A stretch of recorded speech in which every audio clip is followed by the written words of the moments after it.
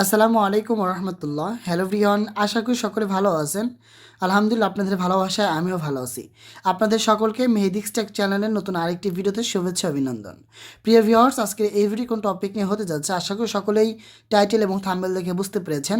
আজকের এই ভিডিওতে আমরা আলোচনা করব কিভাবে আপনি 2026 সালে এসে সম্পূর্ণ নতুন নিয়মে আপনি আপনার নগদের পাসওয়ার্ড চেঞ্জ করবেন।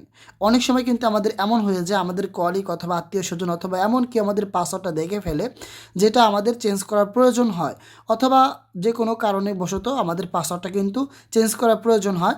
সো কীভাবে আপনি আপনার নগদের পাসওয়ার্ড চেঞ্জ করবেন আজকের এই ভিডিওতে সম্পূর্ণ আলোচনা করব। সো শুরুতেই আপনাদেরকে আমি বলে রাখি, যদি আপনি আমার এই ভিডিওটা পেয়ে একটু উপকৃত হয়ে থাকেন, অবশ্যই আমার চ্যানেলটি সাবস্ক্রাইব করে পাশে থাকা বেল আইকনটি বাজিয়ে দিবেন। সো ভিউয়ার্স, ভিডিও দেরি না করে শুরু করা যাক। সো আপনি নগদের পাসওয়ার্ড দুইভাবে চেঞ্জ করতে পারবেন। একটা হচ্ছে ম্যানুয়ালিভাবে, অর্থাৎ আপনি ডায়াল করার মাধ্যমে চেঞ্জ করতে পারবেন।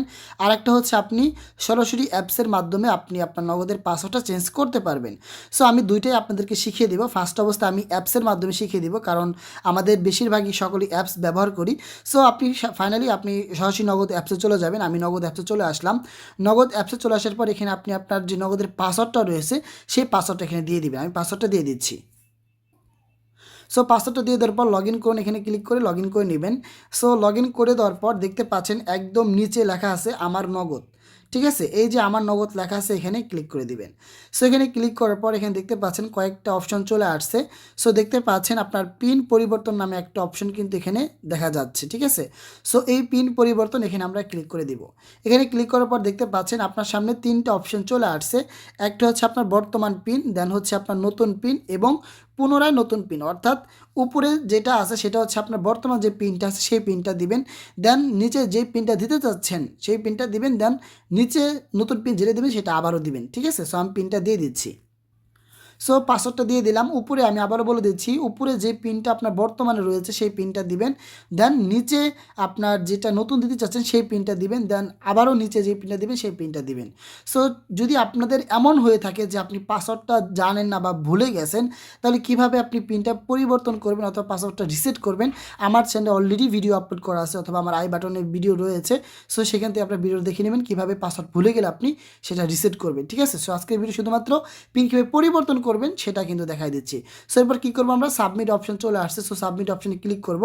সো দেখতে পাচ্ছেন সাবমিট অপশনে ক্লিক করার সাথে সাথে দেখতে পাচ্ছেন এখানে কিন্তু একটা আমার অপশন চলে আসছে, সফল পিন পরিবর্তন সফল হয়েছে। সো দেখতে পাচ্ছেন এভাবেই কিন্তু আপনি খুব সহজে আপনার পিনটা আপনি পরিবর্তন করতে পারবেন। ঠিক আছে, সো এখন আসেন দেখা যাক কীভাবে আপনি ম্যানুয়ালিভাবে, অর্থাৎ আপনি কীভাবে ম্যানুয়ালি অর্থাৎ আপনি ডায়াল করা পিনটা পরিবর্তন করবেন।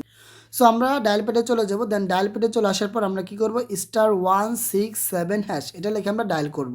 যে নাম্বার নগদ অ্যাকাউন্ট রয়েছে সেই নাম্বারটা সিলেক্ট করে আমরা ডায়াল করে নিব। ঠিক আছে, সো ডায়াল করার পর আমাদের সামনে এরকম অপশন চলে আসবে। 1 নাম্বার আছে ক্যাশ আউট, 2 নাম্বারে send money, 3 number mobile recharge. So দেখতে পাচ্ছেন এখানে কিন্তু আমাদের নগদের ড্যাশবোর্ডটা চলে আসছে। সো আমরা এখান থেকে 8 নাম্বার সিলেক্ট করে দেবো। ঠিক আছে, পিন রিসেট। ঠিক আছে, পিন রিসেট আমরা সিলেক্ট করে দেন সেন্ডে আমরা ক্লিক করে দিব।